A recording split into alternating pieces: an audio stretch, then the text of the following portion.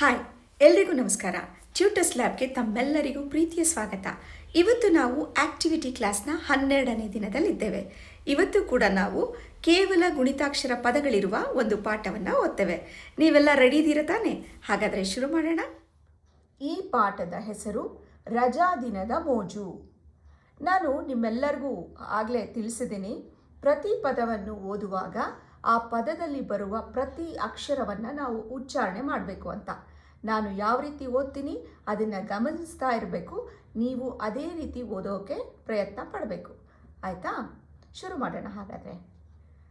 ಆ ದಿನ ಭಾನುವಾರ, ಶಾಲೆಗೆ ರಜಾ ದಿನ.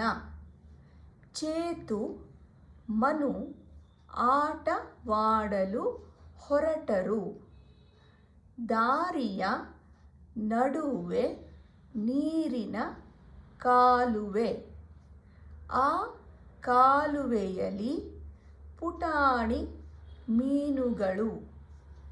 ಚೇತು, ಮನು ಆಟವಾಡುವುದ ಮರೆತು ಮೀನು ಹಿಡಿಯಲು ಕೈ ಹಾಕಿದರು.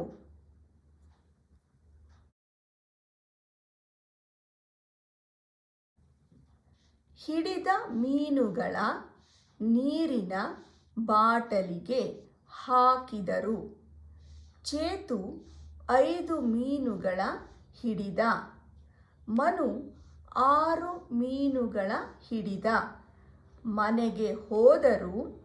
ಗಾಜಿನ ಬಾಟಲಿಗೆ ನೀರು ಸುರಿದರು. ಮೀನುಗಳ ಆ ನೀರೊಳಗೆ ಹಾಕಿದರು. ಅವರ ಗೆಳೆಯರ ಜೊತೆ ಮೀನುಗಳ ಆಟ ನೋಡುತ್ತಾ ಕುಳಿತರು. ಈಗ ನಾನು ಯಾವ ರೀತಿ ಓದ್ದೆ ಅಂತ ನೋಡ್ಕೊಂಡ್ರಿ ಅಲ್ವಾ? ಈಗ ನೀವೊಂದ್ಸರಿ ಓದ್ತೀರಾ?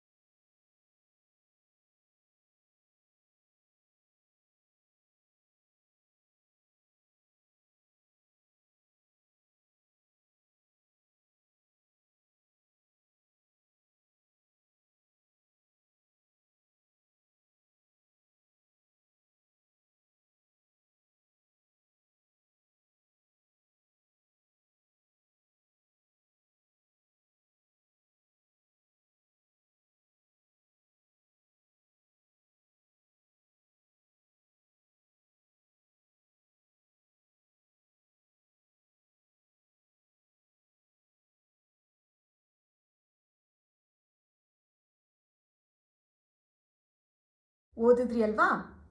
ಈಗ ನಿಮಗೆ ಯಾವ ರೀತಿ ಓದಬೇಕು ಅಂತ ಗೊತ್ತಾಯ್ತಲ್ವಾ?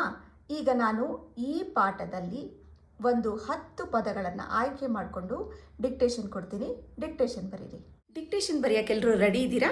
ಶುರು ಮಾಡಿ ಹಾಗಾದರೆ. ಮೊದಲನೇ ಪದ ಭಾನುವಾರ. ಭಾನುವಾರ. ಎರಡನೇ ಪದ ಆಟವಾಡಲು. ಆಟವಾಡಲು. ಮೂರನೇ ಪದ ಹೊರಟರು. ಹೊರಟರು. ನಾಲ್ಕನೇ ಪದ ಕಾಲುವೆ. ಕಾಲುವೆ. ಐದನೇ ಪದ ಕೈ ಹಾಕಿದರು.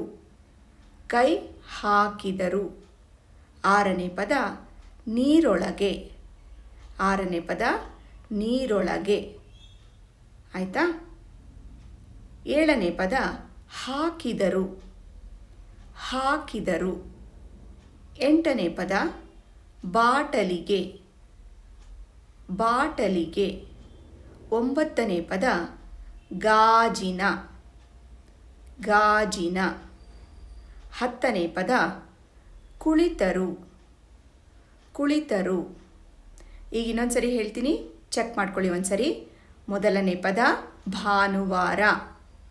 ಆಟವಾಡಲು, ಹೊರಟರು, ಕಾಲುವೆ, ಕೈ ಹಾಕಿದರು, ನೀರೊಳಗೆ, ಹಾಕಿದರು, ಬಾಟಲಿಗೆ, ಗಾಜಿನ, ಕುಳಿತರು.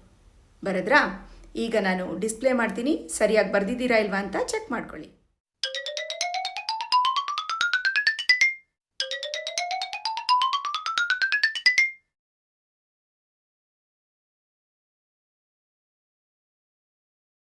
ಇವತ್ತಿನ ನನ್ನ ಕ್ಲಾಸ್ ನಿಮ್ಮೆಲ್ಲರಿಗೂ ಇಷ್ಟ ಆಗಿದ್ರೆ ಲೈಕ್ ಮಾಡಿ, ಶೇರ್ ಮಾಡಿ, ಹಾಗೆ ಕಮೆಂಟ್ ಮಾಡಿ. ಮತ್ತೆ ಮುಂದಿನ ವಿಡಿಯೋದಲ್ಲಿ ನಿಮ್ಮನ್ನೆಲ್ಲ ಮೀಟ್ ಮಾಡ್ತೀನಿ. ಅಲ್ಲಿ ತನಕ ಟೇಕ್ ಕೇರ್, ಬಾಯ್.